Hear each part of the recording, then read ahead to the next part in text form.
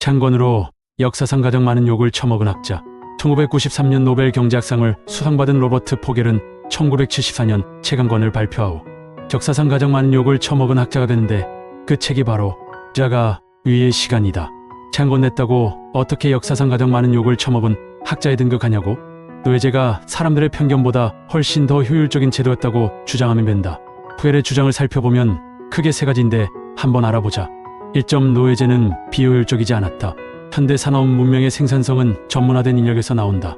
컨베이어 벨트에서 한 가지 일만 한 노동자가 여러 일을 하는 노동자보다 훨씬 효율적인 것처럼 노예 농장도 동일했다.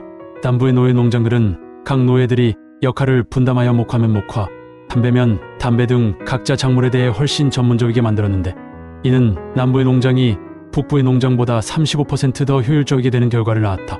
지점, 노예들은 산업혁명 시대 노동자보다 더 잘 살았다.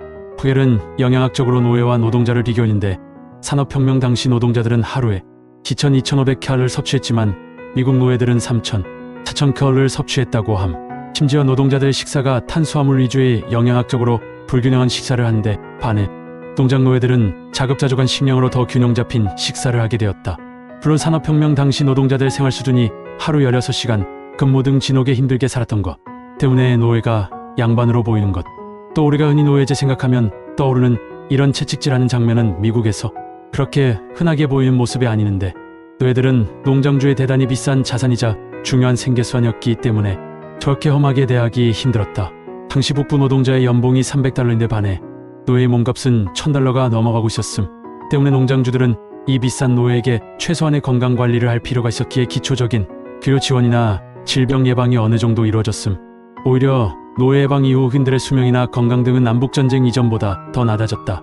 인종차별주의자와 백인 우월주의자의 공격이나 테러도 영향이 있다.